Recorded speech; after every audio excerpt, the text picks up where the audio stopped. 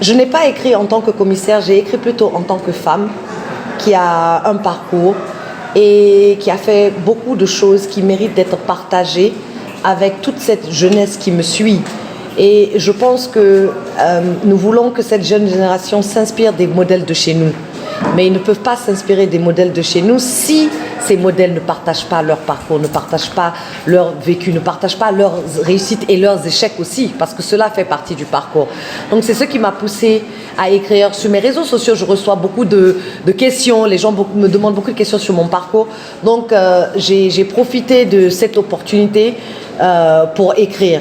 Et j'ai commencé mon ouvrage bien avant ma nomination comme commissaire général des 72 heures du livre. Ce qui m'a poussée à écrire, c'est que personnellement, je suis très à l'aise à transmettre des messages par écrit. Comme vous le savez, parfois les gens peuvent ne pas avoir envie de vous écouter, mais quand vous écrivez, ils ont envie de lire, ils ont envie de savoir ce que vous avez à dire. Et donc, à travers l'écriture, on contribue également. En fait, l'écriture reste, la parole, comme on le dit, elle s'envole, mais ce qu'on écrit, ça reste, même après nous, c'est intemporel. Donc, c'est ce qui m'a poussé à écrire. Et surtout, ce premier ouvrage, j'ai voulu le dédier aux valeurs de transmission et vraiment rendre un hommage à toutes ces femmes africaines qui, dans l'ombre, contribuent énormément à l'épanouissement de leur famille, de leur communauté et même de leurs enfants. Je vous avoue que dans le processus de rédaction de ce livre, ça a été un moment particulièrement... je me réjouis de m'être lancée dans ce projet-là, car ça m'a permis de faire un peu une rétrospective sur mon parcours.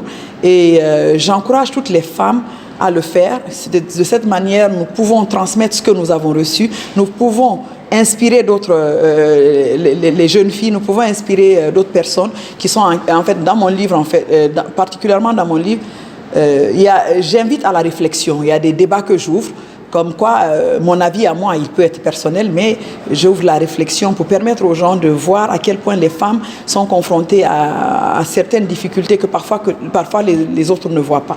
Moi, en ma qualité d'éditeur, je voudrais dire bravo et félicitations à ces deux dames.